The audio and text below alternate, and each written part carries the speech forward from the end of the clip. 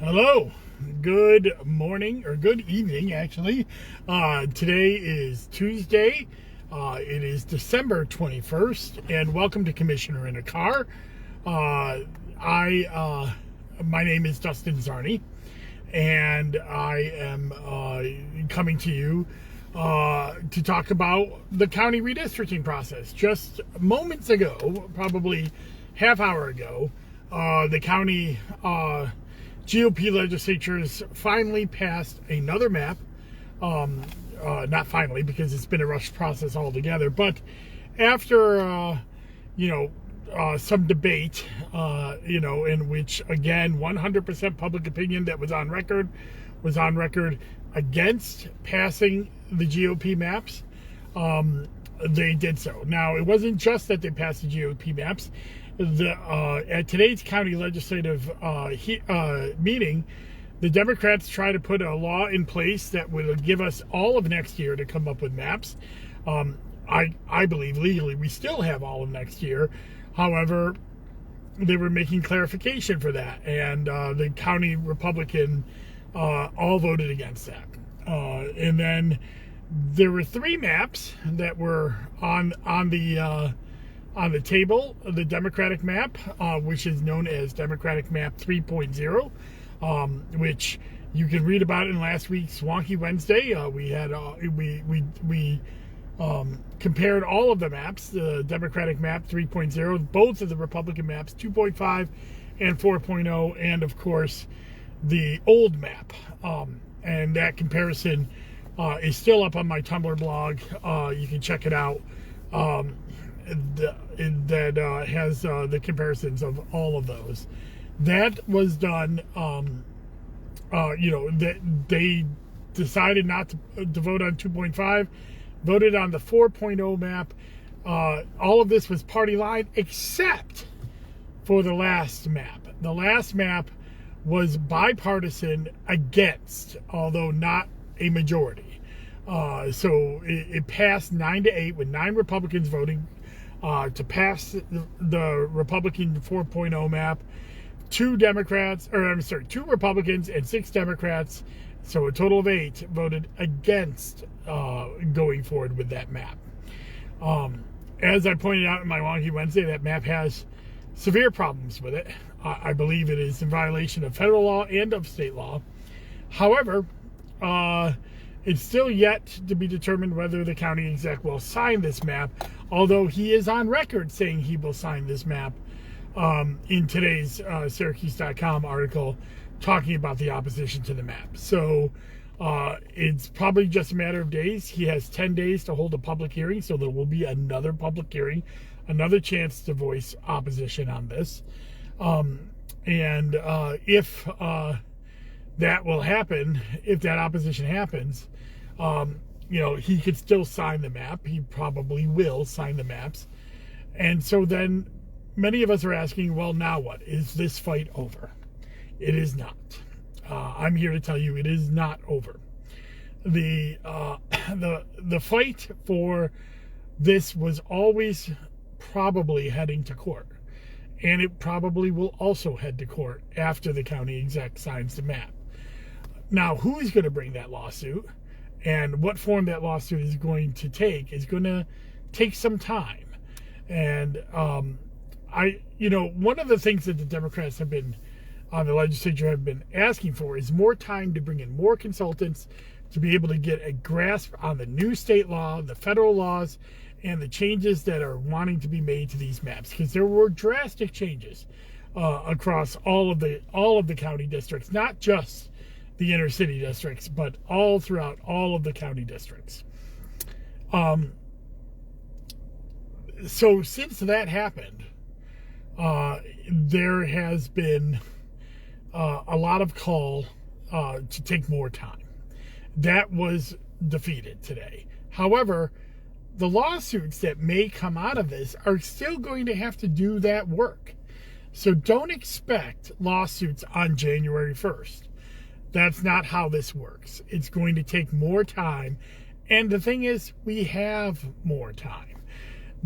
Unlike what the county attorney was saying and unlike what the Republican legislators were saying, we did not have to get this done today. And these lines that have been voted on today will not be in effect until 2023. So we have all of 2022 to decide this question. Now, I'm not saying that, a lawsuit will come in September or October. That's not what I'm saying. What I'm saying, though, is don't expect it to happen right away. I imagine after the county exec signs the maps, you will start seeing some interest groups taking note and making decisions on what they want to do going forward on this. But there may actually be a lawsuit coming from local people as well. So once I hear about that, once I know about that, I will absolutely let you know how you can help in those efforts. But for now, the GOP map 4.0 is the map of record, assuming that the county exec will sign it. And those will be the maps that people will run on in 2023 unless or until a lawsuit is brought. And so that is the state of redistricting in Onondaga County. The city of Syracuse redistricting is just starting to ramp up. In fact, they'll be having public hearings sometime in the next year regarding what they want to do with their maps, and be happy to have them on my Zoom with Zarnies. They're not going to come on this week. They're coming on next week. So in the holiday week, I'll be talking to the two co-chairs of the Syracuse Redistricting Commission. I'm excited to have them on, so stay tuned for that. We are still waiting for legislation to be signed by Governor Hochul. Tomorrow is the last day for her possible to sign that legislation. If you remember, last week on my Commissioner Cara outlined 4 different bills that we were sent up to the governor. She has 10 days to sign it, and that 10th day is tomorrow. So she seems to be waiting till tomorrow to decide whether to sign or veto these 4 pieces of legislation that are going to change the way we do elections in New York. Those 4 pieces of legislation is the absentee canvass bill, which will allow us to start counting absentees before Election Day. The portal bill, which will make the absentee portal that we use to get absentees for the last 2 years permanent. An absentee tracking bill, a system that will be put in place by the New York State Board of Elections.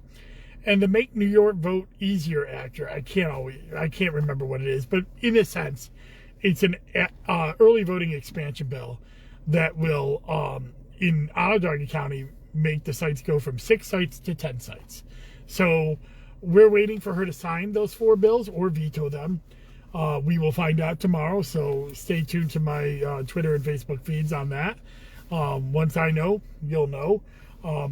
It's quite possible that they will be signed. I believe, there's been a lot of work on that, but on all 4 of those bills. But I hope it will be signed. I believe Governor Hochul is a friend of democracy, and these 4 bills will help in modernized New York elections, and whether or not absentee voting went down in a proposition defeat. This is important. These 4 bills are important, regardless of that. So we'll have to see how that gets done in the next session. So how that gets done in the next day or so. And then we're starting to work on legislation for the next session. The legislators are working on that right now, and I expect some pretty quick movement on democracy, especially in the New York Senate. They always seem to have a first day bill where they come back with some changes to our election system to make it better for voters. So we'll see. Have to see what happens there. But we'll probably hear more about that in the new year, as session starts on January 5th. So the New York State session starts on January 5th. Coming up this week, tomorrow on my Wonky Wednesday, I will be posting a an article about early voting in Onondaga County for the 2021 general election. We now have 3 years worth of general election data to compare and contrast, so we get a nice little idea of how early voting has grown or not grown in Onondaga County. And then on Friday, my Zoom Wizarding guest will be Brianna Lennon. She is an elected county clerk from Missouri, but she is the host of the national podcast High Turnout, Wide Margins. Some of you may remember I appeared on that podcast talking about New York elections a couple of months ago. But she's also a Central New York native from New Hartford. So it's a nice Central New York connection to see. But also, I think we'll get a little idea of how elections are run in other parts of the country, namely Missouri, and why she decided to start an elections podcast. So stay tuned for that. And that's what's going on my feeds this week. Of course, the holidays are coming, and that is my big focus. Trying to get some last minute gifts and last minute shopping done. And I will be out of the office between Christmas and New Year's. I'll be taking my last of my vacation. But I'm always available, so if you need something, please let me know, and I'll try to get it to you. But I do ask that you consider complying with the New York State masking mandate. Actually, I don't ask that you consider. I implore that you consider. I myself have upgraded my family to the K95 masks. This Omicron variant is very transmissible. In fact, the last study I saw showed that 73% of all the cases now in the United States in just a couple weeks are Omicron cases, not Delta. It is overtaking Delta as the dominant strain. And our hospitals are starting to get filled again. We are looking at rising hospitalizations, which will lead to rising deaths.